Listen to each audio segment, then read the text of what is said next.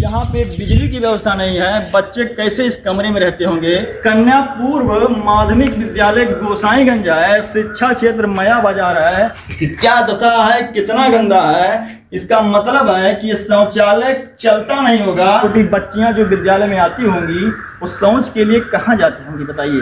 दोस्तों नमस्कार, न्यूज 524 में आपका स्वागत है। मैं हूं आपके साथ अमित तिवारी। दोस्तों आज हम अयोध्या जिले के गोसाईगंज बाजार में मौजूद हैं और यहाँ पर एक विद्यालय में आए हुए हैं क्योंकि आज ईद है और विद्यालयों में छुट्टी है। अब आप लोग कहेंगे हम आज छुट्टी को विद्यालय में क्या कर रहे हैं। हम विद्यालय में इसलिए आए हैं क्योंकि यहाँ की जो व्यवस्था है, जो विद्यालय छुट्टी के बाद जो विद्यालयों की दशा होती है, उस दशा को हम आज आप लोगों को दिखाएंगे कि जो यहाँ के प्रबंधक होते हैं, विद्यालय के प्रधानाध्यापक होते हैं, वो विद्यालय बंद करके जाते हैं और विद्यालय बंद करके उनकी जिम्मेदारी, वो अपनी जिम्मेदारी का निर्वहन कैसे करते हैं, आज हम आपको दिखाएंगे। तो आज हम यहाँ पर विद्यालय के सामने खड़े हैं और इस विद्यालय का नाम है कन्या पूर्व माध्यमिक विद्यालय गोसाईगंज। इस विद्यालय का नाम फिर बता देते हैं, कन्या पूर्व माध्यमिक विद्यालय गोसाईगंज। और हम इस विद्यालय में मौजूद हैं। हम चलते हैं और दिखाते हैं कि जब विद्यालय बंद हो जाता है तो यहाँ के प्रधानाध्यापक जो मौजूद रहते हैं वहाँ पे अपनी जिम्मेदारी का निर्वहन कैसे करके अपने घर को जाते हैं। क्योंकि ऐसा सुना जाता है कि अक्सर विद्यालयों में चोरी हो जाती है और वहाँ का सारा सामान गायब कर दिया जाता है।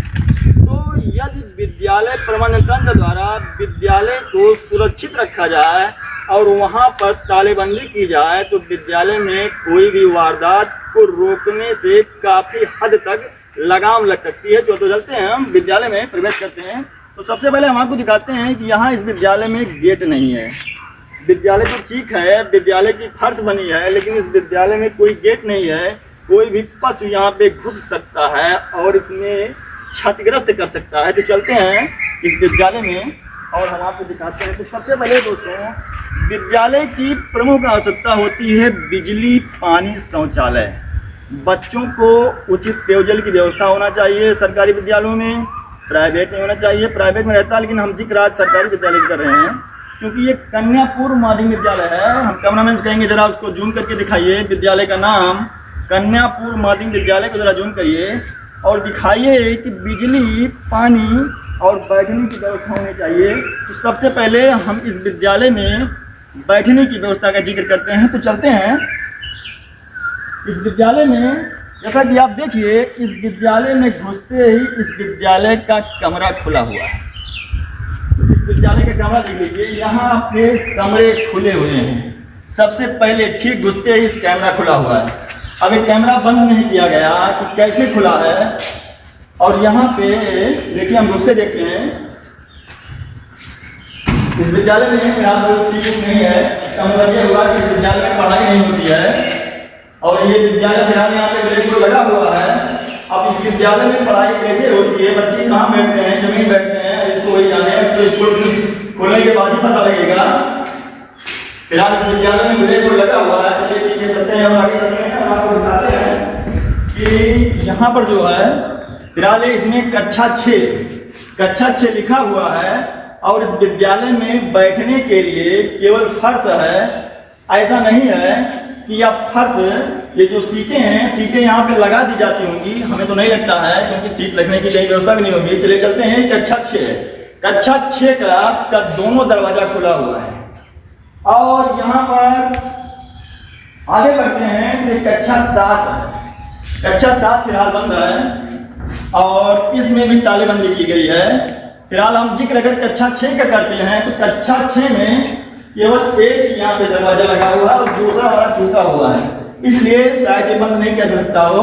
फिलहाल इस विद्यालय के प्रधानाध्यापक को ऊपर भी इसकी जानकारी देना चाहिए क्योंकि अगर विद्यालय सुरक्षित रहेगा तभी वहाँ पर बच्चों को सुविधाएं मिल सकेंगी। फिलहाल ये भी बंद है, सब यहाँ सही चल रहा है।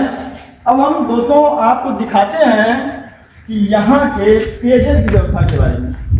पेयजल के लिए यहाँ पे हैंडपंप है। यहाँ पे हैंडपंप हम इसको चला के दिखाएंगे आपको कि हैंडपंप चल रहा है। फिलहाल हैंडपम्प काफ़ी ज़्यादा है, लेकिन ये तो पानी दे रहा है। चलिए ठीक है, आगे चलते हैं। और ये हैंडपम्प सही चल रहा है।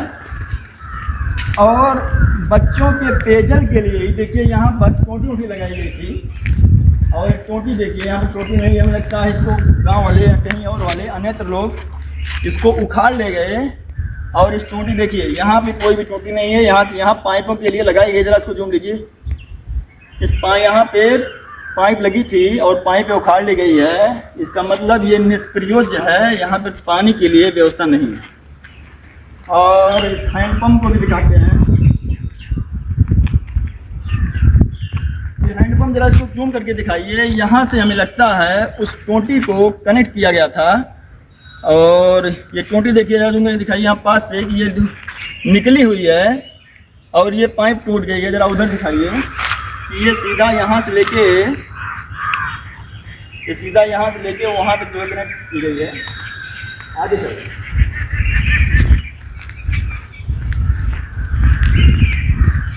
आगे चलते हैं और हम आपको दिखाते हैं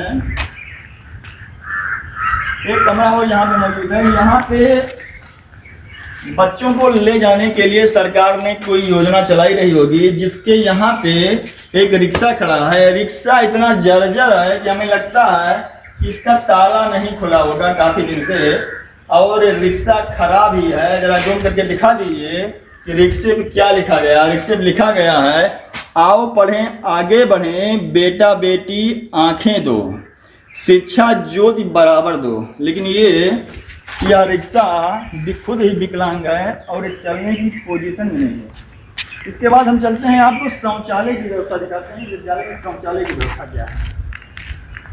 हम शौचालय की तरफ चलते हैं और शौचालय दिखाते हैं कि बिजली हो गया। इस विद्यालय में बिजली नहीं है। बच्चे इस भीषण गर्मी में, जो बालिकाएं हैं, जो नारी सशक्तिकरण पर जोर दिया जा रहा है, यह कन्या का विद्यालय है और कक्षा 6 से 8 तक चलता है। और इस भीषण गर्मी में बच्चे इस विद्यालय में कैसे पढ़ते होंगे, बिना बिजली की वो कैसे रहते होंगे, इसका अंदाज़ा आप लगा सकते हैं।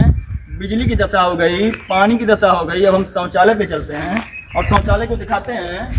कैमरामैन से कहेंगे आइए, और इस शौचालय को एकदम अंदर से ग्राउंड जीरो पे दिखाइए, जाके सारा दिखा दीजिए कि क्या दशा है, कितना गंदा है। इसका मतलब है कि ये शौचालय चलता नहीं होगा और सालों से ये शौचालय नहीं चला रहा होगा। चलिए ठीक है, लौट आइए।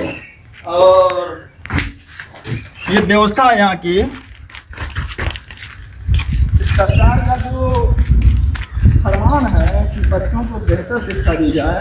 अब बच्चों को शिक्षा कैसे दी जाती होगी, इसका फरमान लगाइए। तो दोस्तों, इस विद्यालय में बिजली की बात हो गई, बिजली नहीं है, बच्चे गर्मी में पढ़ते होंगे। पानी की व्यवस्था हो गई, 2 हैंडपम्प हैं, हालांकि सही है, लेकिन वहाँ की टोटी टूट गई है, चोर उठा ले गए हैं, ये हो गया। और तीसरा हो गया वाहन की व्यवस्था। वाहन की व्यवस्था भी नहीं है। यहाँ पे एक कमरे में जो वाहन है, रिक्शा है, वो सड़ रहा है। ये हो गई व्यवस्था इसकी। और दरवाजे टूटे हुए हैं। अब चलते हैं यहाँ पे रसोई कक्ष के बारे में हम बात करते हैं कि यहाँ का रसोई कक्ष का क्या हाल है। हाँ, ये रसोई कक्ष है यहाँ पे, लेकिन इसमें ताला नहीं बन रहा है। अब हमारे को खोल के दिखाते हैं। फिलहाल सही है, इसमें कोई सामान नहीं है। रसोई कक्ष सही है और इसमें सामान नहीं है। इसमें तालेबंदी क्यों नहीं की गई? शायद विद्यालय के पास ताला भी ना हो। इसमें ताले नहीं बंद की गई। ये एकदम अव्यवस्था है, लापरवाही की ईंट चढ़ गया है विद्यालय। एक तरफ सरकार नारी सशक्तिकरण पर जोर दे रही है और बालिकाओं को आगे बढ़ा रही है, दूसरी तरफ इस विद्यालय के जो प्रबंध तंत्र हैं उनकी लापरवाही का खामियाजा है कि कक्षा 6 में बैठने के लिए बेंच नहीं दिख रही है और यहाँ पे बिजली की व्यवस्था नहीं है। बच्चे कैसे इस कमरे में रहते होंगे, क्योंकि बाहर तो हमें नहीं लगता है कि यहाँ कोई बोर्ड लगा है बिजली का। इस कमरे में बिजली की व्यवस्था नहीं है, ना तो हमें कहीं खंभा दिख रहा है, क्योंकि अगर बिजली होती तो सभी कमरों में होती। बिजली की व्यवस्था नहीं है यहाँ दोस्तों।